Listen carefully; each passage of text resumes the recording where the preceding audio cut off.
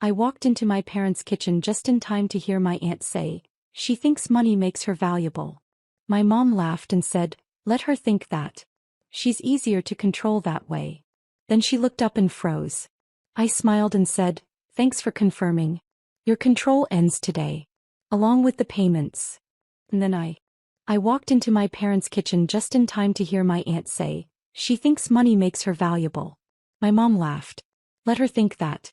She's easier to control that way." Then she looked up, froze. I smiled. "Thanks for confirming. Your control ends today. Along with the payments." I didn't wait for a response. I walked out. That moment was years in the making. It didn't shock me, not really. It just confirmed everything I already suspected but kept making excuses for. I used to tell myself they cared. That the distance was just how some families were.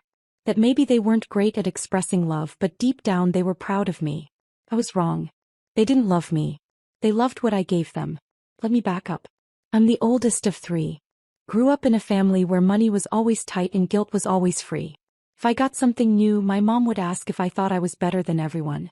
If I mentioned a goal, someone would say I was being unrealistic. But the second I started making good money, everything changed. Suddenly I was a hero. A blessing. The golden child. They didn't care what I did. They cared what I could do for them. And like an idiot, I did everything. When I got my first real job in tech, I surprised my parents by paying off the last bit of their credit card debt. When they cried and hugged me, I felt like I'd finally earned something I'd been chasing my whole life. Approval. Respect. Family. They called me a miracle, and joked that I was the family's little investor. Felt good, until it didn't. Because it never stopped there. Next came the mortgage. They were falling behind, and just needed help for a few months. I stepped in, set up autopay, and never heard about it again. Except in whispers, not of thanks but of entitlement. Then my aunt lost her job. I covered her car insurance. My cousin had college books to buy. I sent gift cards. My dad asked for just a little for some home repairs. I wired it before I even asked how much. For a while I thought this was what love looked like. Providing. Protecting. Being the one who finally turned things around for a family that had always struggled. But things started to shift. They stopped asking. They started expecting. When I didn't send a birthday gift big enough, I got silence for a week. When I said I couldn't fund a trip to Disney for my nieces because of work deadlines, my sister told people I was selfish. They stopped calling to check in, unless they needed something. No one knew what city I was in. No one asked about the guy I was dating. I was a bank account with a face. But I kept going. I thought maybe that was the cost of being successful. Maybe some part of me still believed they'd come around. Until that morning in the kitchen. I wasn't even supposed to be there. I flew in early to surprise them with breakfast. Thought it'd be cute. A little bakery box, a couple of coffees, something small but thoughtful. I even picked out a mug for my mom that said, "Best mom ever." Still had the tag on it. Then I heard my name. And I froze. That one sentence, "She thinks money makes her valuable," stripped away every excuse I'd ever made for them. My own mother laughing at the idea that I was easy to control as long as I kept paying. There wasn't a single second of doubt in me when I walked out. No hesitation. I didn't even flinch when I drove to the bank and shut everything down. The mortgage? Gone. The 3 utilities still in my name? Closed. My cousin's student payment account? Blocked. My aunt's insurance? Cancelled. Every financial thread I had tied to that family was cut by the end of the day. And just like that, the war began. It didn't start with yelling. It started with silence. Cold, strategic silence. Then came the vague social media posts. About snakes, betrayal, money-changing people. My cousin unfollowed me. My aunt posted something about how you raise kids to be generous and they forget who raised them. Then my dad sent one message to the family group chat. Cutting off your family is cutting off your own blood. Hope the money keeps you warm. They thought guilt would work. They thought I'd backtrack. They had no idea who they were dealing with. I wasn't just cutting them off. I was done pretending they were ever really family. And I had no idea just how far they were willing to go next. It took less than 48 hours for everything to implode. I didn't answer the calls. I knew they weren't about understanding, they were about regaining control. The kind they thought money gave them over me. But when the bank accounts dried up and the bills started bouncing, suddenly I wasn't the golden child anymore. I was the villain. My sister was the first to try twisting the story. He posted a picture of our parents' house, captioned "Hard to watch your childhood home be threatened because some people forget where they came from." The comments were exactly what she wanted. Everyone assumed I'd just randomly abandoned our poor struggling family. I watched silently as distant relatives, old neighbors, even people I barely remembered chimed in, calling me selfish, heartless, ungrateful. I didn't respond. Not yet. Then my cousin Rachel sent me a voice message. She didn't even bother with a greeting. Just went straight into it. She said she couldn't register for next semester because her tuition account had been frozen. That she'd already told her friends she was coming back and now she looked stupid. Then she said, "You literally make more in a month than I need for the whole year. What's your problem?" I didn't answer her either. Instead, I watched as one by one everyone turned their back on me.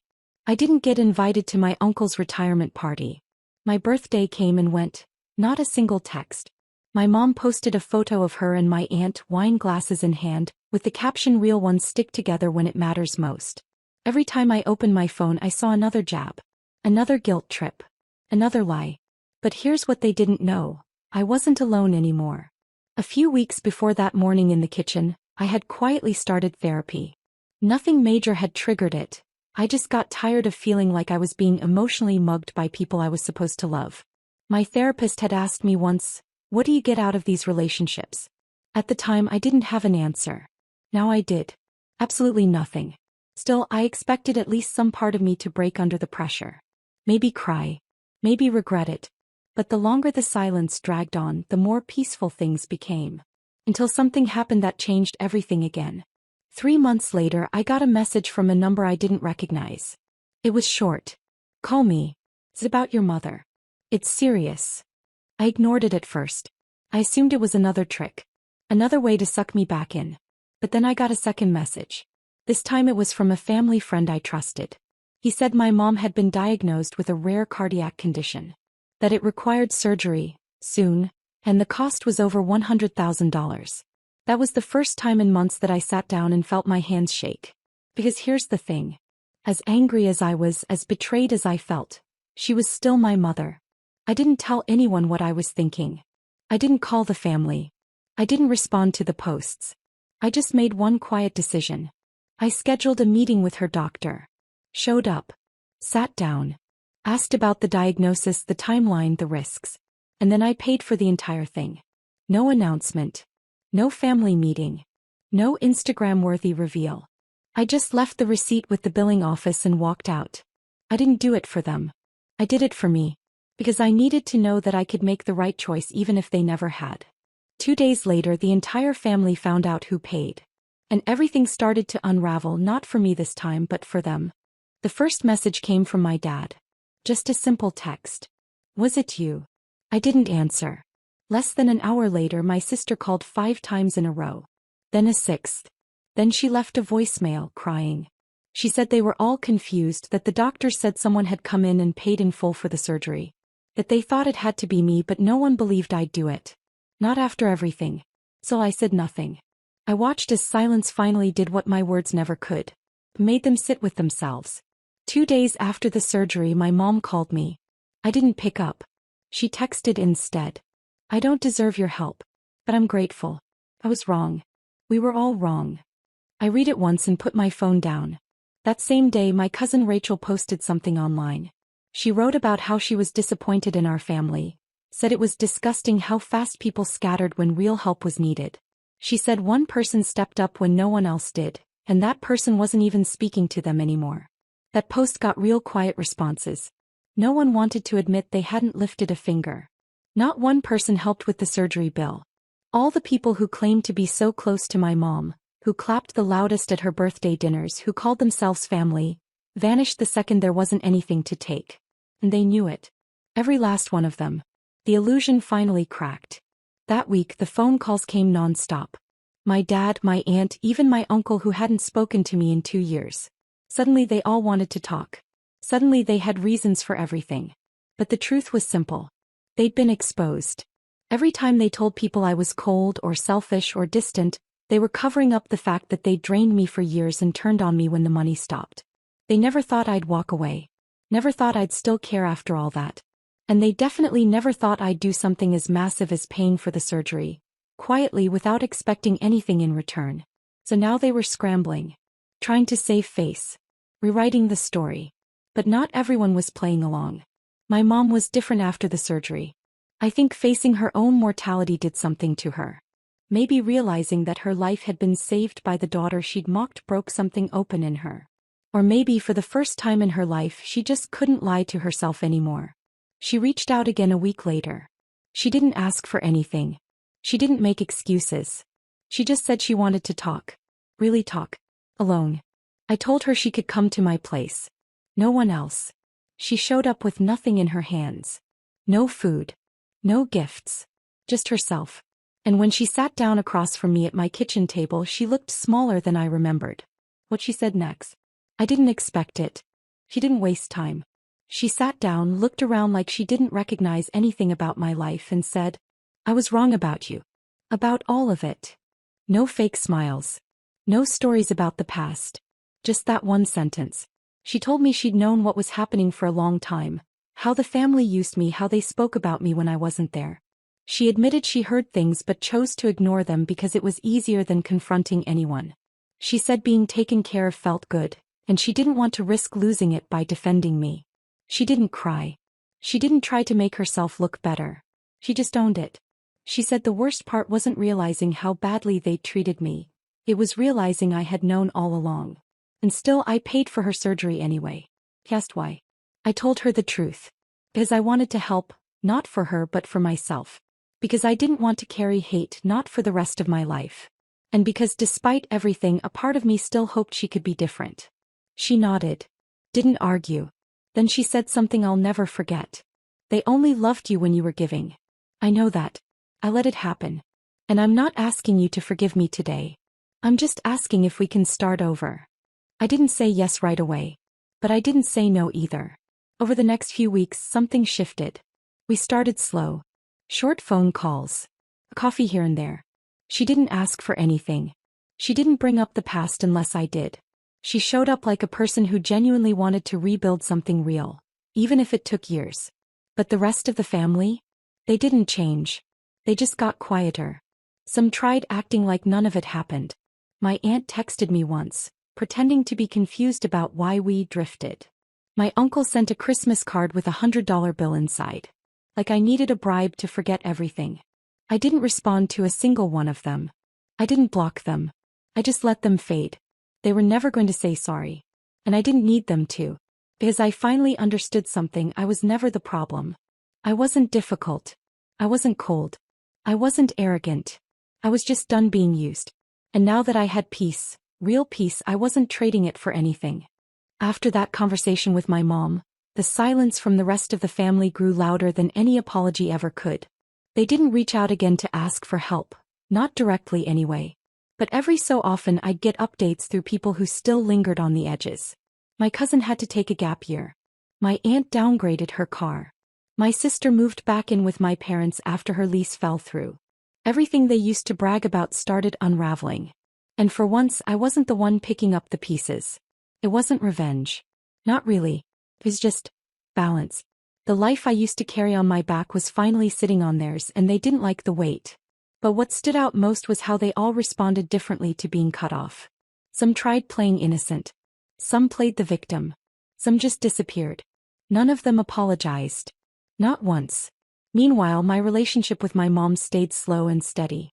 She came over for dinner once a month. She asked questions. She listened. She never brought anyone else up, and she didn't ask me to either. One night, out of nowhere, she said she'd sold some jewelry to pay off the final balance on the credit card I'd once cleared. I didn't ask her to. She just said she didn't want to carry debt that was once mine to clean up. I didn't say anything back, but I noticed how she didn't ask me to clap for her. He just did it. Quietly. And that mattered. Because for the first time in my life, someone in that family was showing me that love wasn't about taking. It was about showing up, even if it was awkward, even if it was hard. Still, there was one thing left to do. I decided to write a letter. Not to get closure, I already had that. But to make things clear. I sent it to every member of the family who had taken something from me, financially or emotionally. I didn't explain or argue. I just told the truth. That I remembered everything. That I had heard what they said. That I forgave nothing but wished them peace anyway. The responses were exactly what I expected. A few defensive texts. A long email from my aunt pretending none of it ever happened. A voicemail from my sister crying about how I'd turned into someone else. But I didn't listen to any of it. Because they were right in a way. I had turned into someone else. Someone they couldn't control anymore. And I wasn't going back. It's been almost a year since that day in the kitchen. A year since I walked out with a box of breakfast and a smile that said we're done here. A year since I cut the cords that tied me to people who only saw my value in dollars. You'd think after all that I'd feel bitter. But I don't. I feel clean. That family group chat. Did. No one's added me back. Not that I'd join if they did. My aunt still posts like she's living in a Hallmark movie. Photos of brunches with captions about loyalty, love, and the people who matter. My sister's still throwing little pity parties online, vague posts about betrayal and fake support. Let them. The people who mattered showed themselves. And the ones who didn't? They just got loud when the benefits dried up. My mom is the only one I stayed in contact with. Carefully, slowly, but consistently. She never tried to fix everything at once. Just kept showing up, kept proving that maybe she was finally trying to be a real mother instead of just someone who raised me. One night while we were sitting on my balcony drinking tea, she said something that stuck with me. You didn't just save my life. You showed me who I really was. And I hated it. I didn't say anything. There wasn't anything to say. Because the truth is, I didn't pay for her surgery hoping she'd love me again. I did it so I wouldn't become like them. So I wouldn't let their behavior rot whatever good was still left in me. I needed to walk away with a clean conscience, and I did. I still get the occasional message from extended relatives. You should talk to your cousin. Your uncle misses you. Don't you think it's time to forgive? Forgiveness isn't the issue. I'm not angry anymore. I just don't forget. I don't forget that when I stopped paying, they stopped speaking. I don't forget that no one showed up when my mother needed help. I don't forget the way they looked at me, like I was useful, not loved. So here's how it ends. I forgave my mom. I gave her a second chance not because she deserved it but because she earned it. I cut off the rest of the family permanently. Not out of rage but out of peace. I stopped chasing love that came with a price tag. And for the first time in my life I kept something for myself. Me.